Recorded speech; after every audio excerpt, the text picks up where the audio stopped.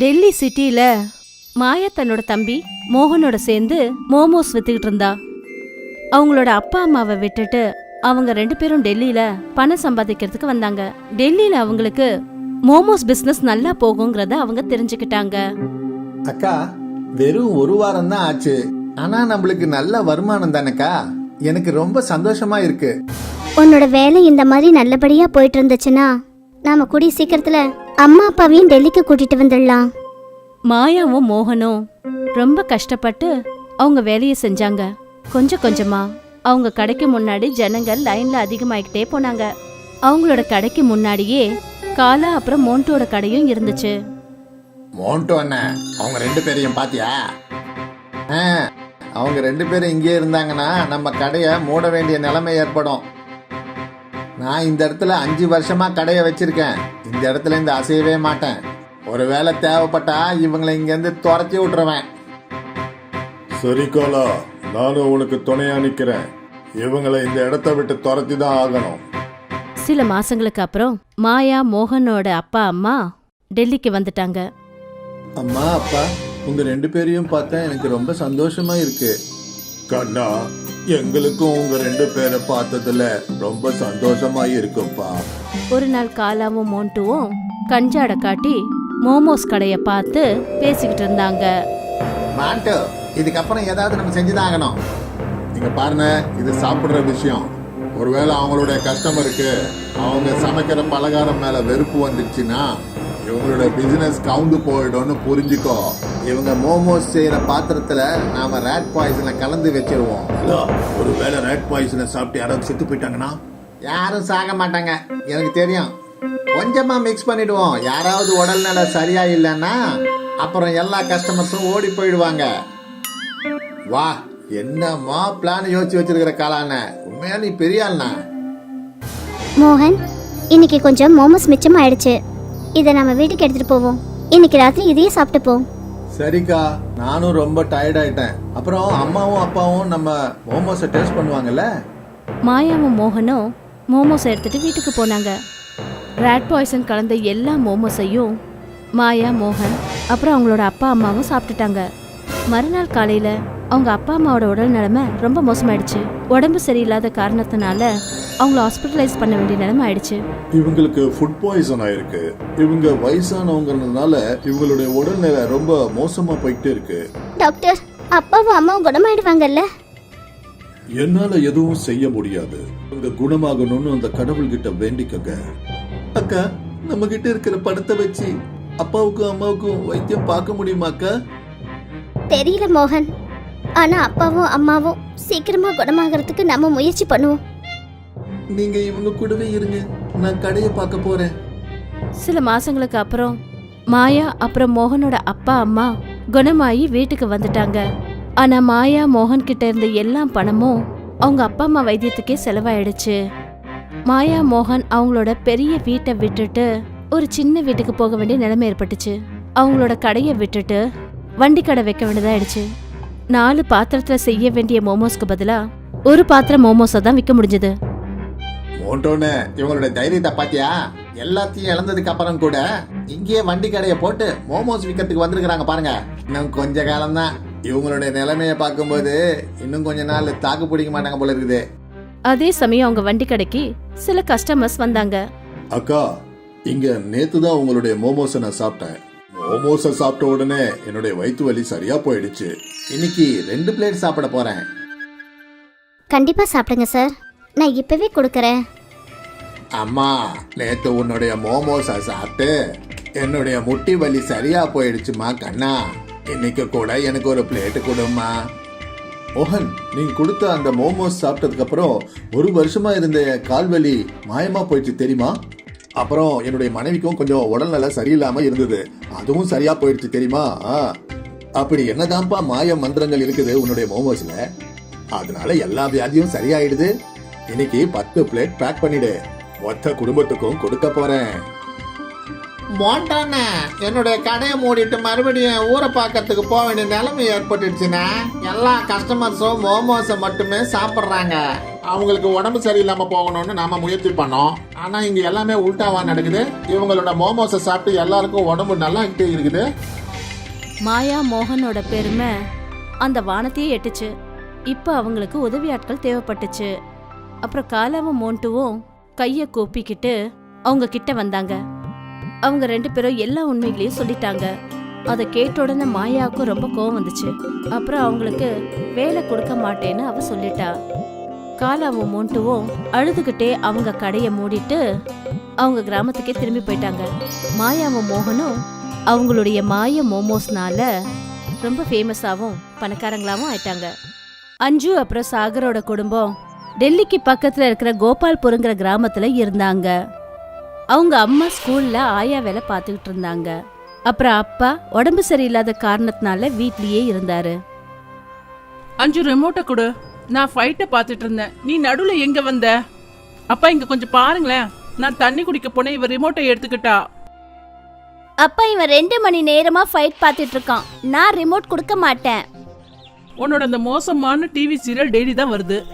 ஒரு நாள் பார்க்கலன்னா அப்படி என்ன ஆயிட போகுது? 2 பேரும் அப்படி சண்டை போட்டுக்காதீங்க. ஒவ்வொருத்தரா மாத்தி மாத்தி அவங்கவுங்க ப்ரோக்ராம பாத்துக்கோங்க. நீங்க 2 பேரும் மறுபடியும் சண்டை போட ஆரம்பிச்சிட்டீங்களா? மம்மி இன்னைக்கு நீங்க சீக்கிரமா வீட்டுக்கு வந்துட்டீங்க. என்ன இன்னைக்கும் ஸ்கூல் லீவா? ஆமாப்பா, இன்னைக்கும் ஸ்கூல் மூடிதான் இருக்கு. அதை திறப்பாங்களா மாட்டாங்களான்னு கூட தெரியல. பேசாம இந்த வேலையை விட்டுடலான்னு தோணுது. இன்னைக்கு நீங்க என்ன சாப்பிட போறீங்க? மம்மி இன்னைக்கு பிரிஞ்சி ரைஸ் பண்ணுங்க. உங்க கையால செய்யற பிரிஞ்சி ரைஸ் ரொம்பவே நல்லா இருக்கும். கொஞ்ச நாளைக்கு அப்புறம் அஞ்சு சாகரோட அம்மாவோட வேலை போயிடுச்சு. இப்ப என்னம்மா பண்றது? நம்ம பட்னி இருந்தே சாக வேண்டியதுதானா? இல்லடா அம்மா, அப்படியெல்லாம் சொல்லக்கூடாது. நம்ம புதுசா வேலையோ இல்ல வியாபாரமும் பண்ணிக்கலாம். அம்மா டெல்லிக்கு போயிடுவோம். தள்ளுவண்டி கடையில பிரிஞ்சி சாதம் செஞ்சு விற்போம். என்னோட ஃப்ரெண்டு ராஜுவோட அப்பா டெல்லியில தள்ளுவண்டி கடையில பானிபூரி கடை வச்சிருக்காரு. ராஜு அடிக்கடி சொல்லுவான், அவங்க அப்பா மாசம் மாசம் 40,000 ரூபாய் சம்பாதிப்பாராம். ஆனா கண்ணா, அது வீட்ல உங்க அப்பாவை யாருப்பா பாத்துப்பாங்க?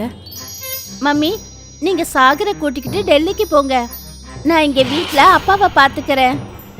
சாகரும் அவனோட அம்மாவும் டெல்லிக்கு போனாங்க. அவங்க ஒரு கைவண்டி கடை ஆரம்பிச்சாங்க. அப்புறம் ஒரு பிஸியான ரோட்ல பிரிஞ்சி ரைஸ் விற்க ஆரம்பிச்சாங்க. அம்மா பிரிஞ்சி சாதம் செய்வாங்க. அப்புறம் சாகர் ஜனங்களுக்கு குரல் கொடுப்பான். வாங்க டேஸ்டான பிரிஞ்சி சாதம் சாப்பிடுங்க. ஒரு பிளேட் வெறும் 20 ரூபாய் தான். வாங்க பிரிஞ்சி சாதம் சாப்பிடுங்க. கொஞ்ச நாள்லயே சாகரோட வண்டி கடைக்கிட்ட பிரிஞ்சி ரைஸ் சாப்பிட்றதுக்காக கூட்டம் வர ஆரம்பிச்சது. சாகர் அப்புறம் அவனோட அம்மா எந்த இடத்துல அவங்க வண்டி கடையை போட்டாங்களோ அதுக்கு சரியா பின்னாடி ஒரு வெஜிடேரியன் ஹோட்டல் இருந்துச்சு. அந்த ஹோட்டலோட முதலாளி சுமன் ரெட்டி பார்த்தப்ப அவன் ஹோட்டலுக்கு முன்னாடி பிரிஞ்சி ரைஸ் செஞ்சு விக்கிற ஒருத்தி நல்லா சம்பாதிக்கிறத பார்த்து அவனுக்குள்ள வயித்தெரிச்சல் ஏற்பட்டது. இப்படி இந்த பிரிஞ்சி ரைஸ்காரியும் அவளோட பையனும் சம்பாரிச்சுக்கிட்டு இருந்தா அப்புறம் ஒரு நாள் இல்லைனாலும் ஒரு நாள் இவங்க ஒரு ஹோட்டல் ஓபன் பண்ணிடுவாங்க. எப்படியாவது நாம இவங்க பிசினஸ நிறுத்திடணும்.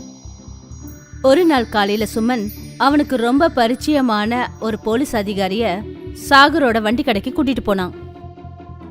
உன்னோட வண்டி கடையை இங்க இருந்து எடுத்துட்டு போ. நீ என் ஹோட்டலுக்கு எதிர்க்க வண்டி கடை வச்சிருக்க. அப்புறம் நீ ரோட்டியும் ஜாம் பண்ணிட்டு இருக்க. அதுக்கு முன்னாடி சாகரும் அவனோட அம்மாவும் வண்டியை வேற இடத்துக்கு கொண்டு போறதுக்குள்ள அந்த வண்டியை காலால உதைச்சிட்டான். அந்த வண்டி கொஞ்சம் தூரம் போய் கீழே கவுந்துடுச்சு. சுமன் கூட ஒரு போலீஸ்காரனும் இருந்தான். அதனால சாகர் அப்புறம் அவனோட அம்மா சுமன் கிட்ட எதுவும் பேச முடியல. அவங்க கண்ணீர் சிந்தபடி நின்னுட்டாங்க. அம்மா நான் இப்பவே போய் சுமனோட முகத்தை உடைக்கிறேன்.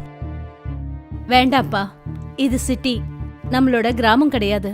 போலீஸ் உன்னை பிடிச்சிருவாங்க. சட்டம் எப்பவுமே பணக்காரங்களுக்கு மட்டும்தான் சப்போர்ட் பண்ணும். நாம வேற ஏதாவது ஒரு இடத்துல வண்டி கடையை வைப்போம்ப்பா. வண்டி கவுந்ததுனால எல்லா பிரிஞ்சி ரைஸும் கீச்சடு அப்புறம் கீழே விழுந்ததுனால வேஸ்ட் ஆயிடுச்சு. அம்மா நாம புதுசா பிரிஞ்சி சாதம் செஞ்சு கொண்டு வரணும். ரோட்ல பிரிஞ்சி ரைஸ் விக்கிற ஒருத்தர் வந்தாரு. அண்ணன், இந்த பிரிஞ்சி ரைஸ் 1 கிலோ எவ்வளவு அண்ணன்? வாங்கிக்கங்க தங்கச்சி, உங்களுக்கு நான் கம்மி விலையில கொடுக்கறேன். சாகரும் அவனோட அம்மாவும் மொத்தமா 20 கிலோ பிரிஞ்சி ரைஸும் பீன்ஸும் வாங்கிட்டாங்க. மறுநாள் அவங்க புதுசா பிரிஞ்சி ரைஸ் சமைச்சு அத கஸ்டமருக்கு கொடுத்தப்ப அப்ப கஸ்டமர் சொன்னாரு, உங்க பிரிஞ்சி சாதத்துல சிக்கனோட சுவை வருது. பிரிஞ்சி சாதத்துல சிக்கன் சுவையா? அது எப்படி முடியும்? சாகரும் அவனோட அம்மாவும் பிரிஞ்சி ரைஸ சாப்பிட்டு பார்த்தாங்க. அவங்களுக்கும் அது ஏதோ சிக்கன் ரைஸ் சாப்பிட்ற மாதிரி தோணுச்சு. ஜனங்க மத்தியில பிரிஞ்சி ரைஸ் சிக்கன் ரைஸ் மாதிரி இருக்குன்னு பரவுச்சு. அப்புறம் ரொம்ப தூரத்துல இருந்தெல்லாம் ஜனங்க சாகரோட வண்டி கடைக்கு வந்து பிரிஞ்சி ரைஸ சுவைக்க ஆரம்பிச்சாங்க. கூட்டம் அதிகரிச்சுக்கிட்டே இருந்தது. அஞ்சுவையும் உதவிக்காக அங்க வர வச்சாங்க. ஏன்னா 20 ரூபாய் பிரிஞ்சி ரைஸ்ல சிக்கனோட சுவையா? யார் அதை வேண்டான்னு சொல்லுவாங்க? பிரிஞ்சி ரைஸ்ல சிக்கனோட சுவை இருக்குன்னு சுமன் வரைக்கும் தெரிஞ்சிடுச்சு. இவங்க ஏதாவது கேடித்தனம் பண்ணி நிச்சயமா அந்த பிரிஞ்சி சாதத்துல சிக்கனை கலந்துருப்பாங்க. நானும் என்னோட சாப்பாட்டுல யாருக்கும் தெரியாம சிக்கனை கலக்கிறேன். அப்புறம் என்னோட வியாபாரம் பல மடங்கு அதிகமாயிடும். சுமனும் தன்னோட சுத்தமான வெஜிடேரியன் சாப்பாடுல சிக்கனை மிக்ஸ் பண்ண ஆரம்பிச்சிட்டான். ஒரு நாள் ஒரு பொலிட்டிக்கல் பார்ட்டியோட ஒரு பெரிய தலைவர் சுமனோட ஹோட்டலுக்கு சாப்பிட வந்தாரு. அவர் சாப்பாட்டுல சிக்கன் கிடைச்சது. ஏய் ஹோட்டல் முதலாளி, என்ன இது? நீ என்னோட சாப்பாட்டுல சிக்கனை மிக்ஸ் பண்ணி என்னோட தர்மத்தையே ஸ்பாயில் பண்ணிட்ட. அந்த தலைவர் சுமனை பிடிச்சு பயங்கரமா அடிக்க ஆரம்பிச்சாரு. அப்புறம் சுமனோட ஹோட்டலை மூடிட்டாங்க. அங்க சாகரோட வண்டி கடையில நான்வெஜ் சாப்பிட்றவங்களோட கூட்டம் அதிகரிச்சுக்கிட்டே இருந்தது. கடைசியில சுமன் ஒரு நாள் வேற வழி இல்லாம சாகரோட அம்மாவை பார்க்க போனான். தங்கச்சி, நான் உங்களுக்கு செஞ்ச பாவத்துக்கு உங்ககிட்ட நான் மன்னிப்பு கேட்டுக்கிறேன். என்னோட ஹோட்டலை என்னால நடத்த முடியல. நீங்க என்னோட ஹோட்டலை வாங்கிக்கிட்டீங்கன்னா எனக்கு ரொம்ப சந்தோஷமா இருக்கும். நான் இங்க இருந்து போயிடுவேன். அப்புறம் வேற எங்கேயாவது போய் ஹோட்டல் வச்சு பொழைச்சுக்கிறேன். சாகர் அப்புறம் அவனோட அம்மா சுமனோட அந்த ஹோட்டலை வாங்கிக்கிட்டாங்க. அம்மா, நாம இப்படி இருக்கிறதுக்கு காரணம் அந்த மனுஷனோட கருணைதாம்மா. அவர் தானே நமக்கு மாய பிரிஞ்சி ரைஸ கொடுத்தாரு. நானும் எவ்வளவோ முயற்சி பண்ணி அவரை தேடி பார்த்தேன். ஆனா அவரு கிடைக்கவே இல்லை. நான் நினைக்கிறேன் அவரு கடவுள் மூலமா நமக்காக அனுப்பப்பட்ட ஒரு தேவன் நினைக்கிறேன். அம்மா, இந்த மாதிரி தேவர்கள்லாம் உண்மையாவே இருக்காங்களாம்மா?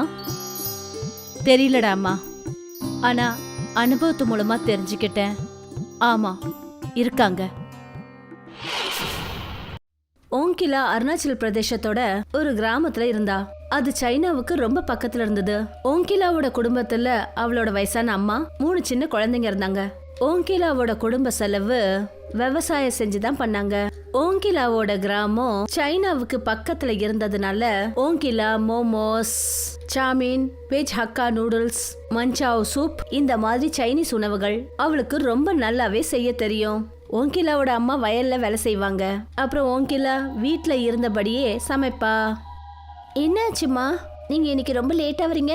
மற்ற கிராமத்து ஜனங்களோட நம்ம நிலமும் மிலிட்ரி கிட்ட போயிடும். அப்படி நடந்துருச்சுன்னா அப்புறம் உணவுக்கு நாம தட்டுப்பட வேண்டியதாயிடும்.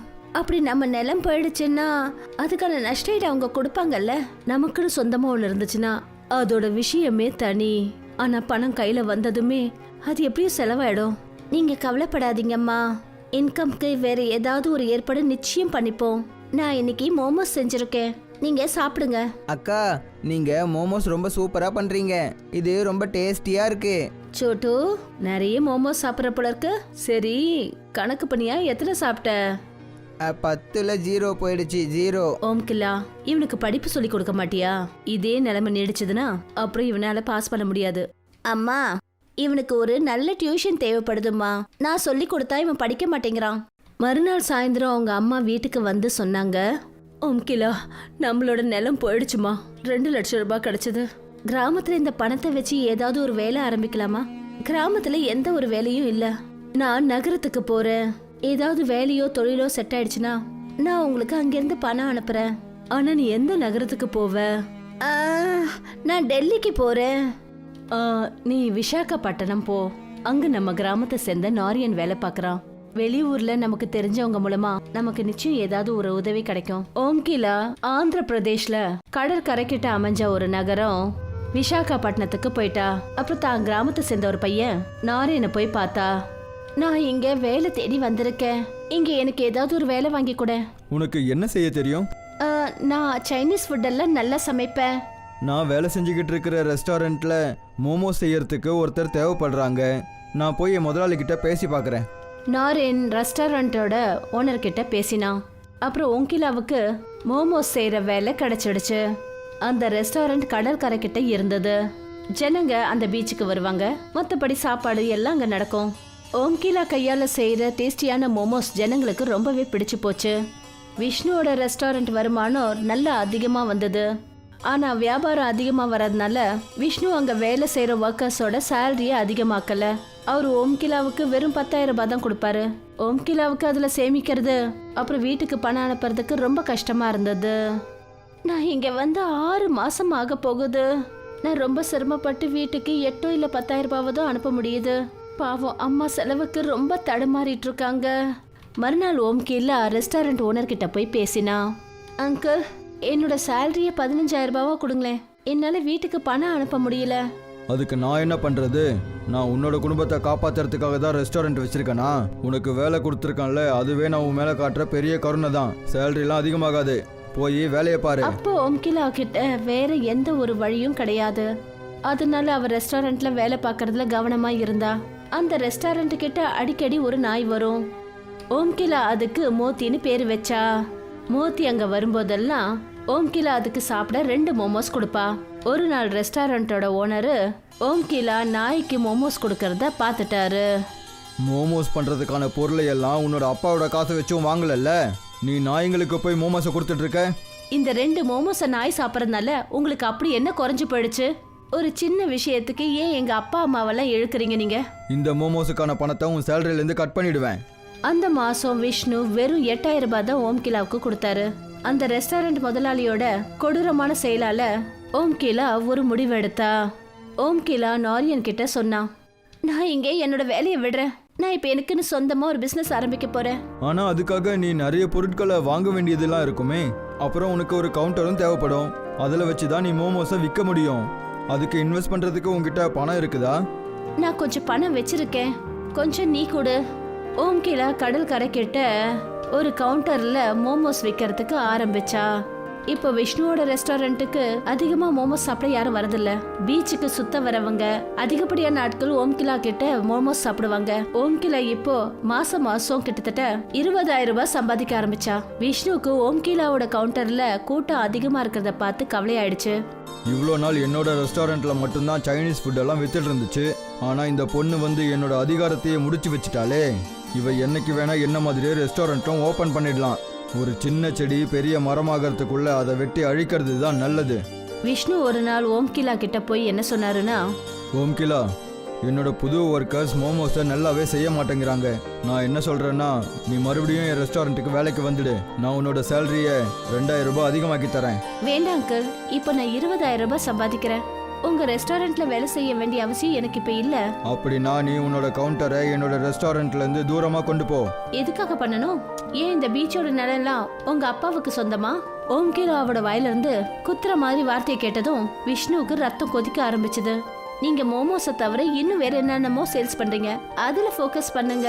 அப்படி உங்களால அட்ஜஸ்ட் பண்ண முடியலன்னா நீங்க உங்க ரெஸ்டாரண்ட்டை வேற எங்கேயாவது ஷிஃப்ட் பண்ணிக்கோங்க. இவ்வளோ நாளா இந்த பொண்ணு என்கிட்ட தான் சேலரியை வாங்கிக்கிட்டு இருந்தா. ஆனா இப்ப இவ எனக்கே வாய்ப்பு தராளா? இவளோட அகங்காரத்தை ஒட்டுமொத்தமா அழிச்சு வைக்கலன்னா என்னோட பேரு விஷ்ணு சந்திர தேசாய் கிடையாது. அன்னைக்கு ராத்திரி ஓம்கிலா தன்னோட ரூமுக்கு போன போது 2 ஆட்கள் அவளை பிடிச்சிட்டாங்க. நீ மட்டும் உன்னோட கவுண்டரை விஷ்ணு அண்ணனோட கடையிலிருந்து தூரமா கொண்டு போய் வைக்கலன்னா அது உனக்கும் உன்னோட குடும்பத்துக்கும் கொஞ்சம் கூட நல்லது கிடையாது. எங்களோட ஆளுங்க அருணாச்சல் பிரதேஷ்லயும் இருக்காங்க. அவங்க உன்னோட குடும்பத்தையும் கண்காணிச்சுட்டு தான் இருக்காங்க. அந்த 2 பேரும் ஓம்கிலாவை மிரட்டிட்டு போயிட்டாங்க.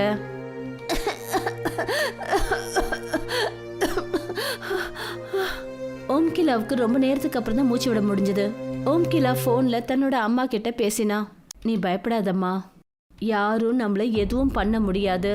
நீ உன் வேலையில கவனத்தை செலுத்து. நீ உடனே இப்ப போலீஸை போய் பாரு. ஓம்கிலா போலீஸ் கிட்ட போய் ரிப்போர்ட் பண்ணா. போலீஸ் விஷ்ணு கிட்ட போச்சு. விஷ்ணு அண்ணன், நீங்க இந்த ஏரியாவில் ரொம்பவே நல்ல மனுஷன். நீங்க ஒருத்தனோட உயிரை எடுத்து கொலைகாரன் ஆகணும்னு நினைக்கிறீங்களா? இல்லை இன்ஸ்பெக்டர் சார், நான் யாரையும் கொல்லணும்னு நினைக்கவே இல்லையே. நான் அந்த பொண்ணை பயமுறுத்தணும்னு மட்டும்தான் நினைச்சேன். இந்த மாதிரி பயமுறுத்துற வேலையெல்லாம் நீங்க பண்ணிட்டு இருக்காதீங்க. இல்லைன்னா உங்களோட நிலைமை ரொம்பவே மோசமாயிடும். அந்த பொண்ணு அவளோட வேலையை செய்ய விடுங்க. போலீஸ் போனதுக்கு அப்புறம் விஷ்ணு யோசிக்க ஆரம்பிச்சாரு. பலத்தால் வேலையே நடக்காது. நான் நல்லா மாட்டிக்குவேன். நம்ம புத்தியை வச்சு தான் ஏதாவது பண்ணணும். கொஞ்ச நாளைக்கு அப்புறம் ஓம்கிலா கிட்ட ஒரு பொண்ணு வந்தா. ஹலோ மேம், நான் ஹிந்துஸ்தான் பே கம்பெனி மூலமா வந்திருக்கேன். ப்ளீஸ் நீங்க எங்க கோட் ஸ்கேனரை போட்டுக்கிறீங்களா? அதுக்கு பணம் செலவாகுமே. இது ஃப்ரீ. நீங்க என்கிட்ட உங்க மொபைலை கொடுங்க. இப்பவே நான் உங்க அக்கௌண்ட்டை இதுல லிங்க் பண்ணிடுறேன். கஸ்டமர்ஸ் எல்லாம் ஆன்லைன்ல பேமெண்ட் பண்ண முடியுமான்னு கேட்க ஆரம்பிச்சாங்க. அதனால ஓம்கிலா யோசிச்சா, சரி நாமளும் இந்த ஸ்கேனரை போடலான்னு முடிவு பண்ணா. ஓம்கிலா தன்னோட மொபைலை அந்த பொண்ணுக்கிட்ட கொடுத்தா. அந்த பொண்ணு ஒரு ஹேக்கர். அவளை விஷ்ணு அனுப்பி வச்சிருந்தாரு. அந்த பொண்ணு ஓம்கிலாவோட பேங்க் அக்கௌண்ட்ல இருந்து எல்லா பணத்தையும் எடுத்துட்டா. இந்தாங்க, முடிஞ்சது. மறுநாள் ஓம்கிலா தன்னோட ஏடிஎம்ல இருந்து பணத்தை எடுக்கிறதுக்காக போனா. அப்பதான் அவளுக்கு தெரிஞ்சது அவளோட அக்கௌண்ட்ல ₹1 காசு கூட இல்லைன்னு. ஓம்கிலா உடனே பேங்க்குக்கு போனா. அவ தன்னோட அக்கௌண்ட்டை பத்தி அங்க விசாரிச்சா. பேங்க்ல அவகிட்ட சொன்னாங்க, அதாவது அவ ஆன்லைன் பேமெண்ட் ஏமாற்றத்துக்கு பலியாயிட்டான்னு. ஓம்கிலாவுக்கு புரிஞ்சு போச்சு, அந்த ஹிந்துஸ்தான் பேல இருந்து வந்த பொண்ணு அவளை ஏமாத்திட்டான்னு. ஓம்கிலா அந்த பொண்ணை பத்தின ரிப்போர்ட் போலீஸ் ஸ்டேஷன்ல பண்ணா. ஆனா அந்த பொண்ணை பத்தி எந்த ஒரு விவரமும் கிடைக்கல. அங்க விஷ்ணு ஓம்கிலாவோட கவுண்டர்ல இருந்த பொருள் எல்லாத்தையும் திருடிட்டாரு. அதுலதான் ஓம்கிலா எல்லா பொருட்களையும் வச்சிருந்தா. இப்போ ஓம்கிலா கிட்ட இன்வெஸ்ட்மெண்ட்டுக்கு பணமும் கிடையாது, அப்புறம் பொருளும் கிடையாது. அவ அழுதுகிட்டே நாரியனை பாக்கிறதுக்கு போனா. நான் ஏமாந்துட்டேன் நாரியன். என்னாச்சு ஓம்கிலா? நீ எதுக்காக அழுதுட்டு இருக்க? ஓம்கிலா நாரியன் கிட்ட எல்லா விஷயங்களையும் சொன்னா. எனக்கு உன்னால 10,000 ரூபாய் ஹெல்ப் பண்ண முடியுமா? நாரியன் 2 நாளைக்கு முன்னாடி தான் கிராமத்தை விட்டு வந்திருந்தான். என்ன மன்னிச்சிடு ஓம்கிலா. நான் முந்தா நேத்து தான் என் தங்கச்சி கல்யாணத்தை முடிச்சிட்டு கிராமத்துல இருந்து வந்தேன். எல்லா பணத்தையும் கல்யாணத்துல செலவாக்கிட்டேன். ஓம்கிலா பீச்ல உட்காந்து அழுதுட்டு இருந்தா. அப்பதான் அந்த இடத்துக்கு அந்த நாய் மோத்தி வந்தது. அதுக்கு தான் ஓம்கிலா மோமோஸ் கொடுப்பா. இன்னைக்கு உன்கிட்ட கொடுக்கறதுக்கு எனக்கு எதுவுமே இல்லை. நான் எல்லாத்தையும் இழந்துட்டேன். மோத்தி உடனே ஒரு கடவுளா மாறினா. நான் சமுத்திர தேவன் வருணன். இந்த நாயோட உருவத்துல இந்த பீச்சில் சுத்திக்கிட்டு ஜனங்களுக்கு உதவி பண்ணிக்கிட்டு இருக்கேன். நீங்க எனக்கு எதுக்கு தரிசனம் கொடுத்தீங்க? நான் என்னைக்கும் பூஜை கூட பண்ணது கிடையாது. கடவுள் எப்பவும் ஒரு பிராணியோட ரூபத்துல வந்துதான் ஜனங்களுக்கு பரீட்சை வைப்பாரு. வருணதேவன் ஓங்கிலா கிட்ட சில விதைகளை கொடுத்தாரு. இந்த விதைகளை கடற்கரை ஓரமா புதைச்சி வச்சுடு. அதுல இருந்து வர செடியில இருந்து உனக்கு மோமோஸ் கிடைக்கும். அந்த மோமோஸை உன்னால மட்டும்தான் அந்த செடியில இருந்து பறிக்க முடியும். இப்படி சொல்லிட்டு வருணதேவன் மறைஞ்சிட்டாரு. ஓங்கிலா அந்த விதைகளை மண்ணுல புதைச்சா. மறுநாளே செடிகள் வளர்ந்து வந்தது. அதுல மோமோஸ் வளர்ந்திருந்தது. ஓம்கிலா அந்த மோமோஸை பறிச்சு ஒரு கூடையில வச்சா. அப்புறம் மோமோஸை விற்க ஆரம்பிச்சா. அந்த மோமோஸ்ல அதே சுவை இருந்தது. அதுல ஓம்கிலா தன்னோட கையால செஞ்ச மோமோஸோட சுவை இருக்கும். விஷ்ணுக்கு இந்த விஷயம் தெரிஞ்சதும், அதாவது ஓம்கிலா மண்ணுல மோமோஸ் செடி வளர்த்திருக்கான்னு, அவரு ராத்திரியில மோமோஸை பறிக்கிறதுக்காக போனாரு. விஷ்ணு எவ்வளவோ முயற்சி பண்ணி பார்த்தாரு. ஆனா ஒரு மோமோஸை கூட பறிக்க முடியல. அப்புறம் அந்த செடியையும் பிடுங்க முடியல. விஷ்ணு மார்க்கெட்டுக்கு போய் விஷப்பூச்சி மருந்தை வாங்கிட்டு வந்தாரு. அது பயிர்களை அழிக்கக்கூடியது. அவரு அந்த மோமோஸ் செடியில பூச்சி மருந்தை தெளிச்சாரு. இனிமேதான் ஆட்டம் ஆரம்பிக்குது. அப்பதான் வேகமா ஒரு அலை வந்தது.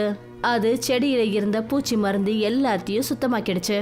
விஷ்ணு ஒரு வண்டியில நிறைய மரக்கட்டைகளை அள்ளிக்கிட்டு வந்தாரு. அவர் அந்த மரக்கட்டைகளை மோமோஸ் செடி மேல போட்டுட்டாரு.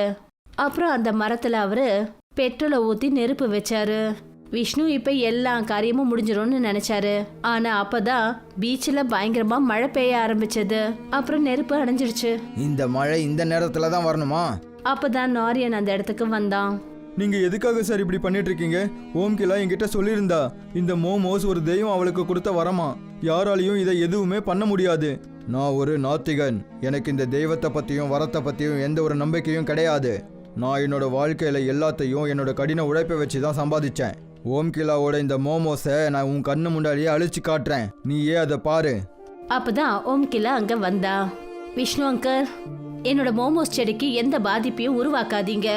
அப்புறம் நான் மறுபடியும் போலீஸை போய் பார்த்து அவங்க கிட்ட உங்களை பத்தி கம்ப்ளைண்ட் பண்ணுவேன். ஒருவேளை இவ அடிக்கடி போலீஸ் ஸ்டேஷனுக்கு போனானா என்னோட இமேஜே அழிஞ்சு போயிடுமே. இப்ப நம்ம இங்க இருந்து ஒதுங்கி போறது தான் நமக்கு நல்லதா இருக்கும். நீ தப்பா நினைக்கிற ஓம்கிலா. நான் இந்த மோமோஸை பார்த்துட்டு போலான்னு தான் இந்த இடத்துக்கு வந்தேன். அது உனக்கு பிடிக்கலன்னா நான் இப்பவே இந்த இடத்த விட்டு போயிடுறேன். நரீன், நீ ஏன் கூட வா. விஷ்ணு நாரியனை கூட்டிக்கிட்டு தன்னோட வீட்டுக்கு போனாரு. நரீன், நீ எனக்கு ஒரு வேலை பண்ணணும். என்ன வேலை முதலாளி? நீ உன்னோட கிராமத்துக்கு போ. எப்படியாவது ஓம்கிலாவோட அம்மாவுக்கும் அவனோட தம்பிங்களுக்கும் ஜுரம் வர வச்சுடு. ஒருவேளை அவங்களுக்கு உடம்பு சரியில்லைன்னா ஓம்கிலா அவங்கள பாத்துக்கிறதுக்காகவே இந்த இடத்த விட்டு அவங்க ஊருக்கு போயிடுவாள்ல. அப்புறம் ஒரு வழியா ஓம்கிலா என்னோட வழியில இருந்தும் நகர்ந்து போயிடுவா. நீ இந்த வேலையை செஞ்சனா நான் உனக்கு 15,000 ரூபாய் பணம் தருவேன். ஆனா நீ இந்த வேலையை செய்யலன்னா உன்னை நான் வேலையை விட்டு ஒரடியா தூக்கிடுவேன். நாரியனுக்கு தர்ம சங்கடம் ஆயிடுச்சு. அன்னைக்கு ராத்திரி அவனால தூங்க முடியல. அட கடவுளே, நான் என்ன பண்றது? என்னால வேலையை விட்டு போக முடியாது. என்னோட மனைவியும் குழந்தையும் பசியாலேயே செத்துருவாங்க. என் முதலாளி சொன்ன வேலையை முடிக்கிறத தவிர என்கிட்ட வேற எந்த வழியும் இல்லை. இதுக்கு மேல என்ன நடந்தாலும் பார்த்துக்கலாம். நான் இந்த பாவத்தை எனக்காக ஒன்றும் செய்யலையே. ஒரு கட்டாயத்தால தான் இது எல்லாத்தையும் செய்ய வேண்டியிருக்கு. கடவுளே, என்னை மன்னிச்சிடுங்க. அவன் கிராமத்துக்கு போனான். அப்புறம் ஓம்கிலா வீட்டுக்கு ஸ்வீட் கொண்டு போனான். ஓம்கிலாவோட அம்மா நாரியனுக்கு சித்தி. சித்தி, நான் புதுசா ஒரு மோட்டார் சைக்கிள் வாங்கியிருக்கேன். அதுக்காக தான் ஸ்வீட் கொண்டு வந்திருக்கேன். ஓம்கிலாவோட அம்மா நாரியனை ரொம்பவே நம்புவாங்க. ரொம்ப சந்தோஷமான விஷயம்ப்பா. அது சரி, வீட்ல எல்லாரும் நல்லா இருக்காங்கல்ல? அது சரி, ஓம்கிலா எப்படி இருக்கா? வீட்ல எல்லாருமே நல்லா இருக்காங்க. ஓம்கிலாவோட வியாபாரமும் சூப்பரா போகுது. உங்களோட பொண்ணு ரொம்ப கடின உழைப்பாளி. இப்படி ஒரு பொண்ணு அதிர்ஷ்டம் இருக்கிறவங்களுக்கு மட்டும் தான் கிடைப்பா. கொஞ்ச நேரம் பேசிட்டு நாரியன் அந்த இடத்த விட்டு போயிட்டான்.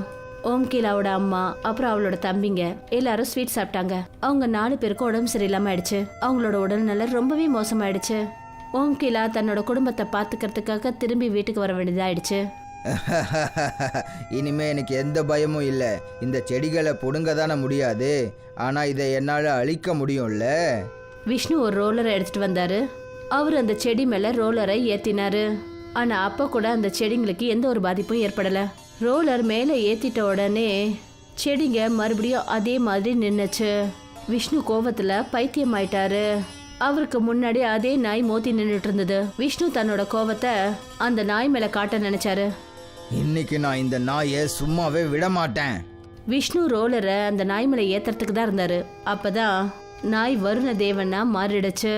அப்புறம் அந்த வருண தேவன் விஷ்ணுவை ரோலரோட தூக்கி சமுத்திரத்தோட மத்தியில வீசினாரு.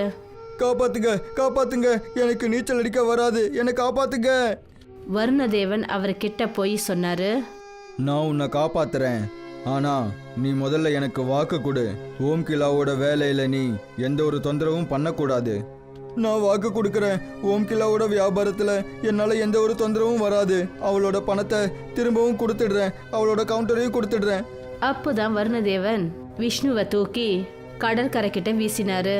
அப்புறம் அவர் அங்கிருந்து மறைஞ்சிட்டாரு. அவர் ஓம்கிலாவோட வீட்டுக்கு வந்தாரு. அப்புறம் ஓம்கிலாவோட குடும்பத்தையும் சரி பண்ணாரு. ஓம்கிலா நகரத்துக்கு திரும்பி வந்தா. அப்புறம் அவளோட வியாபாரத்தை பழையபடி நடத்தினா. ஷாம் அப்புறம் ரீமா கணவன் மனைவி 2 பேரும் அவங்களோட குழந்தைங்களோட மணாலில இருக்காங்க. காலையில ஷாமும் ரீமாவும் மேகியை வித்துட்டு இருப்பாங்க. அப்புறம் சாயந்தரம் ஆனதும் 2 பேரும் மோமோஸை வித்துட்டு இருப்பாங்க. அவங்களோட மோமோ வியாபாரம் ரொம்ப நல்லா ஓடிட்டு இருந்தது. யாரெல்லாம் மணாலியை சுத்தி பார்க்க வருவாங்களோ அவங்க எல்லாரும் கண்டிப்பா இவங்க கிட்ட இருந்து மோமோஸை வாங்கி ரொம்பவே விரும்பி சாப்பிட்டுட்டு இருப்பாங்க. ஜனங்களுக்கு ஷாம் செய்யற மோமோஸ் ரொம்பவே பிடிக்கும். ஆனா ரீமா செய்யற மேகிய ஜனங்க பெருசா கண்டுக்கல. இதனாலேயே ஷாம் அப்புறம் ரீமாக்கு நடுவுல பிரச்சனைகள் வந்தது. பொண்டாட்டி, இன்னைக்கு சாப்பிட என்ன பண்ணிருக்கேன்?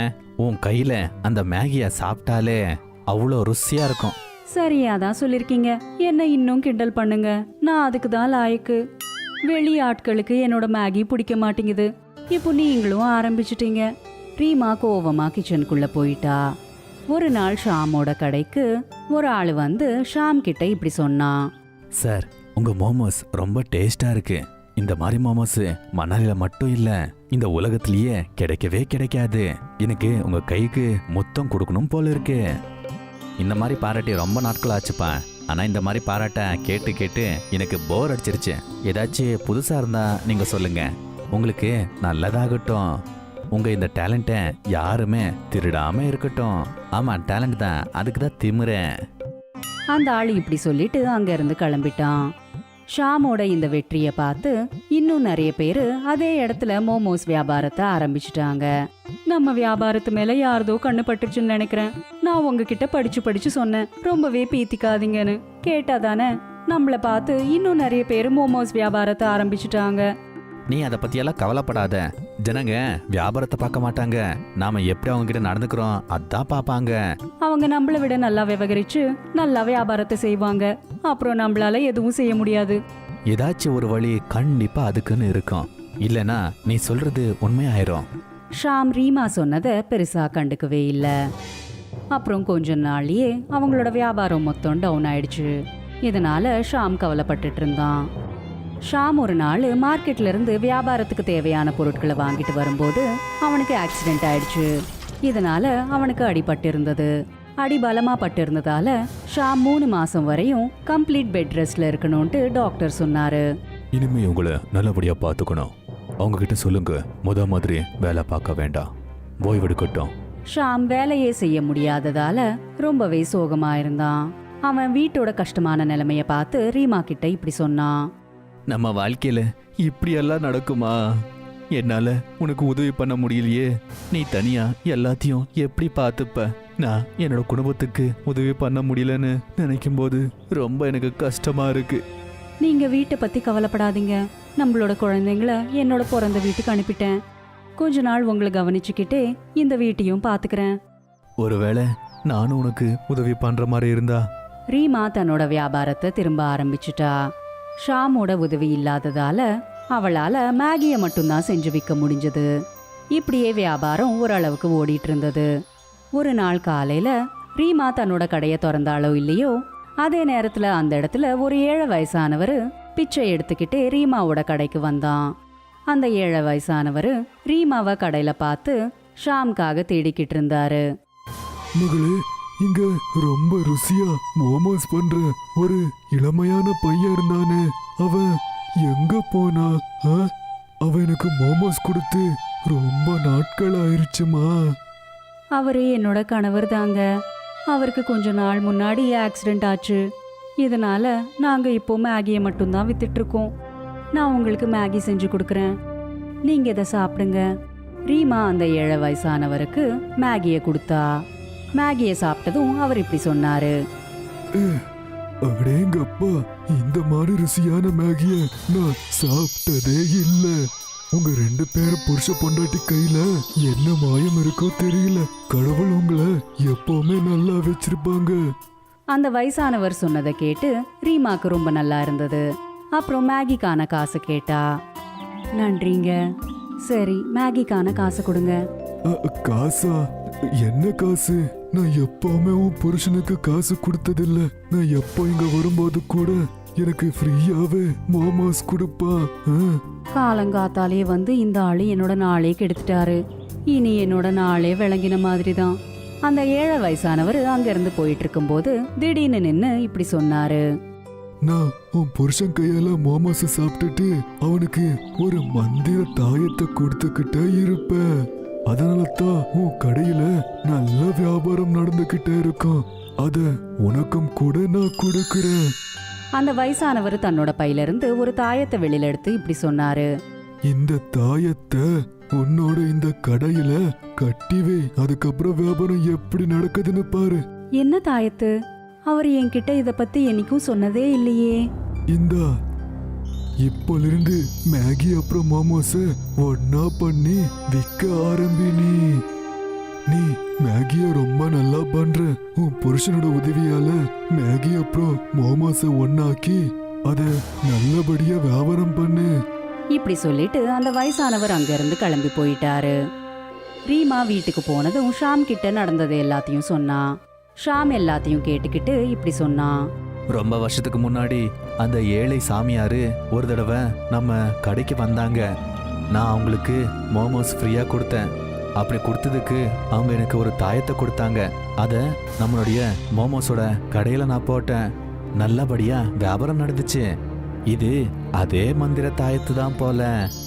அவரு அதோடவே நாம மேகியும் மோமோஸையும் சேர்த்து வச்சு மேகி மோமோஸை விற்கணும்ட்டு சொன்னாரு. அவங்க என்ன சொன்னாங்களோ அப்படியே நாம பண்ணி ஆகணும். இதனால நம்மளுடைய வியாபாரம் ரொம்ப நல்லா இருக்கும். ஷாமோட பேச்ச கேட்டுக்கிட்டு ரீமா தன்னோட கடையில அந்த 7 வயசானவர் கொடுத்த தாயத்தை கட்டி விட்டுட்டா. அப்புறம் மேகி மோமோஸ பண்ண ஆரம்பிச்சுட்டா. அப்புறம் பார்த்துக்கிட்டு இருக்கும்போதே மணாலியில இருக்கிறவங்க எல்லாரும் மேகி மோமோஸை பத்தியே பேசிக்கிட்டு இருந்தாங்க. ரீமா செய்யற மேகி மோமோஸ் மணாலிக்கு வர டூரிஸ்ட்க்கு எவ்வளோ பிடிச்சி போச்சுன்னா எல்லாரும் அதையே கேட்டு வாங்கி விரும்பி சாப்பிட்டுட்டு இருந்தாங்க. மற்ற மோமோ வியாபாரிங்க எல்லாம் அவங்களோட கடையை மூடிக்கிட்டு அங்க இருந்து கிளம்பிட்டாங்க. இப்போ ஷாமோட உடம்பு முந்திய விட ரொம்ப நல்லா ஆயிடுச்சு. இனிமே நானும் கூட உனக்கு உதவி பண்றேன். நம்ம வியாபாரம் ரொம்ப நல்லா போகும். நம்மளோட மேகி மோமோஸ் எல்லாருக்குமே ரொம்ப பிடிக்குது. அதனால நாம நம்மளோட தள்ளுவண்டியை ஒரு கேண்டீனா மாத்தினா நல்லா இருக்கும்னு தோணுது. அதுல நாம விதவிதமான மேகி மோமோஸை விற்கலாம். நமக்கும் நிறைய லாபம் கிடைக்கும். கேண்டீன் மட்டும் இல்ல, நாம மோமோஸோட ஃபேக்டரியே திறந்துடலாம். நீ குடும்பத்தை ரொம்ப நல்லபடியா பார்த்துக்கிட்ட. நான் இல்லாம இருந்தாலும் கூட இதெல்லாம் நினைக்கும் போது எனக்கு ரொம்ப பெருமையா இருக்கு. ஷாமும் ரீமாவும் சேர்ந்து ஒரு பெரிய மோமோஸ்க்கான கேண்டீனை திறந்தாங்க. இப்போ அவங்களோட வியாபாரம் இன்னும் பல மடங்கு நல்லா போயிட்டு இருந்தது. இப்போ திரும்ப அவங்களோட குடும்பத்தோட சேர்ந்து சந்தோஷமா வாழ்ந்துட்டு இருந்தாங்க.